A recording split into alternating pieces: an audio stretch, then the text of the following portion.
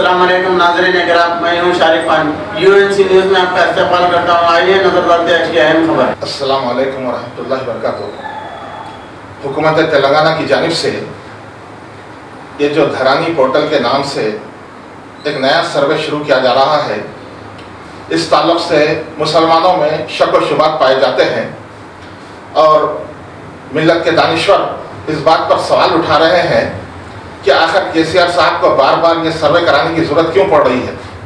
کام تو کچھ کرتے نہیں، آج تک مسلمانوں کا کوئی مسئلہ حل نہیں ہوا، 12% ریزرویشن کا مسئلہ جیسا کا ویسا ہے، اور مسلمانوں میں بے روزگاری ہے، مسلمان محلوں میں کوئی ترقی نہیں ہو رہی ہے۔ یہ سب کام، ترقی کے کام چھوڑ کر بار بار ان کو سروے کرانے کی کیا ضرورت پڑ رہی ہے؟ ہم یہ جاننا چاہتے ہیں کہ اس سے پہلے ایک مکمل جامع سروے ہوا تھا حکومت تلنگانہ کی جانب سے، جس میں تمام تلنگانہ کے عوام کو گھروں میں رہ کر ایک دن تمام تفصیلات دینے کے لیے کہا گیا تھا، اور تلنگانہ کے عوام نے اپنی تمام تفصیلات حکومت کو پیش کی۔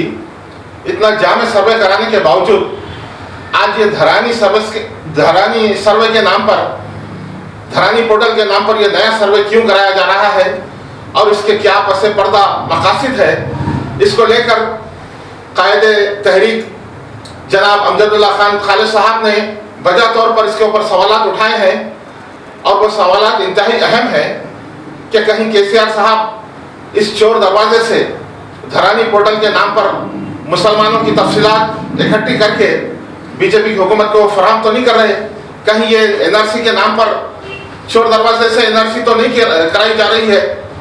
تو اس دھرانی پورٹل اور اس دھرانی سروے کے تعلق سے مسلمانوں میں سخت شبہات پائے جاتے ہیں۔ ہم حکومت سے مطالبہ کرتے ہیں کہ اس سروے کو روک کر مسلمانوں کی ترقی کے کام کیے جائیں، 12% ریزرویشن دیا جائے، نظام آباد کے مسائل میں مالاپلی گرلز کالج کو اوپن کیا جائے۔ ارے بھائی، ترقی کے کام کرو، بار بار سروے کرنے سے کیا حاصل ہے؟ میں دانشوران ملت سے بھی یہ مطالبہ کرتا ہوں کہ آپ حکومت سے یہ سوال اٹھائیں کہ آخر اس سروے کا مقصد کیا ہے، بار بار سروے کرانے کا مقصد کیا ہے؟